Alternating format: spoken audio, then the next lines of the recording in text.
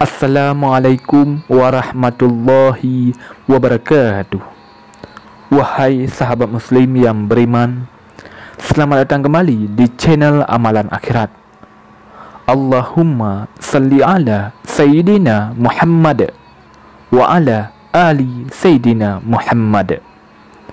Bahagia adalah mereka yang mampu menyeimbangkan segala hal dalam hidup ini. Tak hanya urusan sesama manusia, tapi juga hubungannya dengan Allah Subhanahu wa Ta'ala. Bagi umat muslim, salat menjadi salah satu ibadah wajib untuk menjaga hubungannya dengan Allah Subhanahu wa Ta'ala. Salat menjadi bagian yang paling pokok dalam ibadah kita dan merupakan amal yang paling awal dihisab oleh Allah Subhanahu wa Ta'ala. Salat berjamaah sudah tidak asing lagi di telinga masyarakat.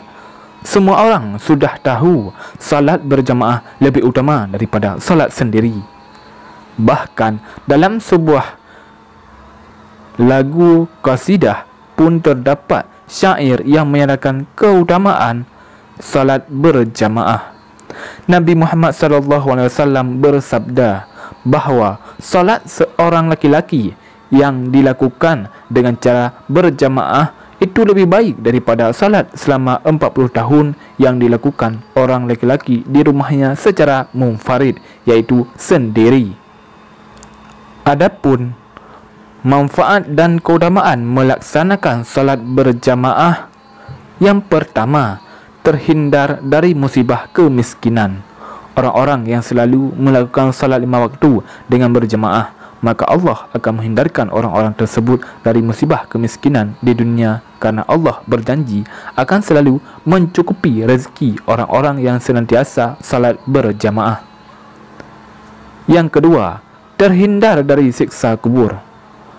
Allah Subhanahu wa Ta'ala akan mengangkat atau membebaskan orang-orang yang senantiasa melakukan salat 5 waktu dengan berjamaah dari siksa kubur jika mati kelak. Yang ketiga, menerima buku catatan kehidupan dengan tangan kanan.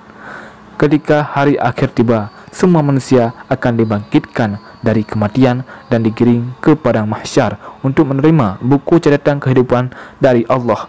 Manusia yang catatan amal perbuatannya baik akan menerima buku dengan tangan kanan, sedangkan yang amal perbuatan di dunianya jelek akan menerima buku dengan tangan kiri.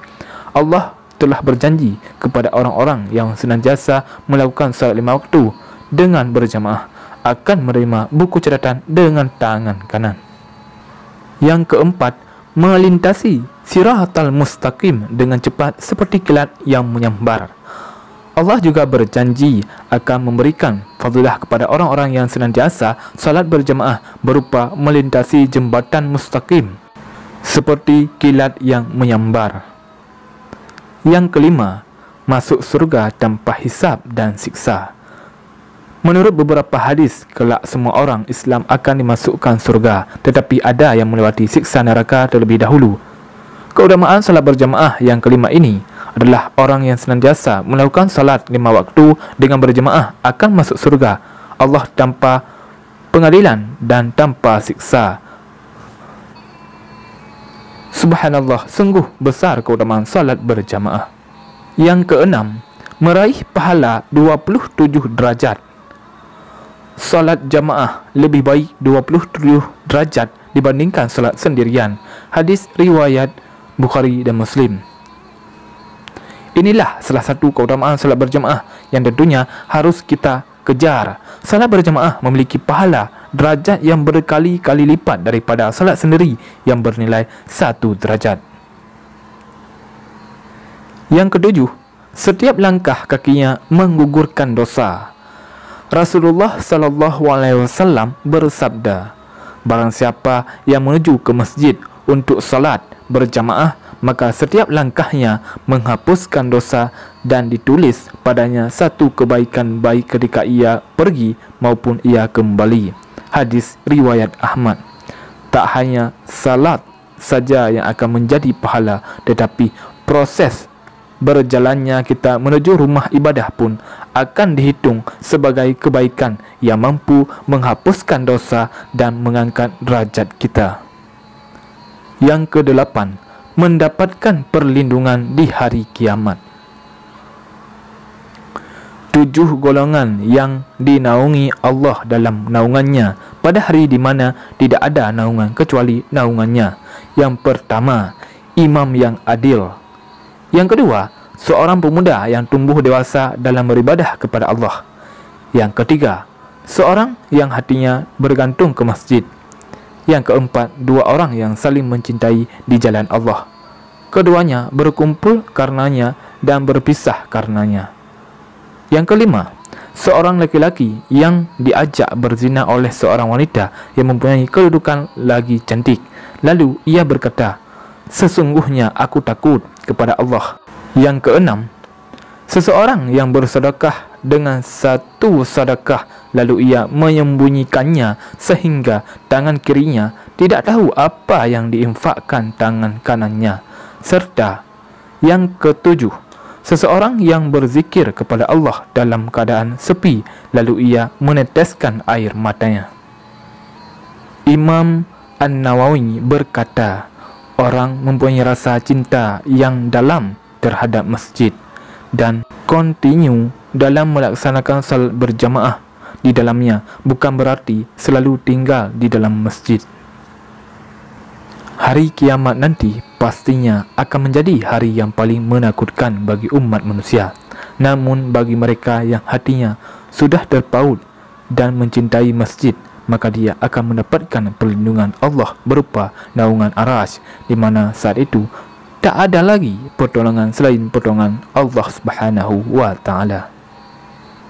Yang kesembilan, membentuk sifat disiplin diri. Terdapat 5 waktu dalam sehari bagi umat muslim untuk melakukan salat wajib mulai dari waktu subuh hingga isya. Dengan terbiasa menyempatkan waktu untuk salat tepat waktu dan berjamaah di sela-sela kesibukan kita, maka akan melatih dan membentuk disiplin diri untuk lebih menghargai waktu. Sehingga disiplin diri ini pun bisa kita terapkan dalam kehidupan sehari-hari. Yang ke-10, terhindar dari sifat munafik. Tidak ada salat yang lebih berat bagi orang-orang munafik daripada salat subuh dan isya. Seandainya mereka tahu nilai yang terkandung di dalam kedua salat itu, pastilah mereka mendatangi masjid kedua salat itu meskipun dengan merangkak. Hadis riwayat Bukhari. Munafik adalah orang yang menampakkan hal baik dalam dirinya namun memiliki maksud buruk di dalam hatinya. Sifat ini merupakan sifat yang sangat dibenci Allah karena tak terlihat secara kasat mata. Memang sulit apakah seseorang itu disebut sebagai munafik. Namun mereka memiliki ciri-ciri yang bisa dikenali. Di antaranya seperti yang disebutkan dalam hadis, dengan terbiasa salat berjamaah di masjid. Hal ini juga mampu menghindarkan kita dari sifat munafik. Yang ke-11, malaikat-malaikat mendoakannya.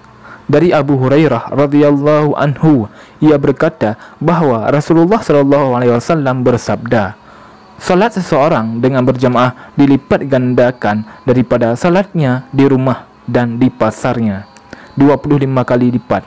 Dan hal itu apabila ia berwuduk lalu memperbagus wuduknya, kemudian keluar ke masjid dengan tujuan hanya untuk salat. Tiap ia melangkah satu langkah, maka diangkatkan baginya 1 derajat dan dihapuskan 1 dosanya. Lalu apabila ia salat, para malaikat akan terus mendoakannya selama ia berada di tempat salatnya. Selama ia tidak berhadas, malaikat akan mendoakannya. Inilah doa para malaikat. Ya Allah, sejahterakanlah ia. Ya Allah, rahmatilah dia. Dan ia dianggap terus menerus salat selama ia menunggu salat. Hadis riwayat Bukhari dan Muslim. Malaikat adalah makhluk yang suci dan doanya pun mustajab. Maka siapa yang tak ingin didoakan oleh malaikat? Namun tentunya ada syarat. Salah satunya adalah salat berjamaah menuju masjid.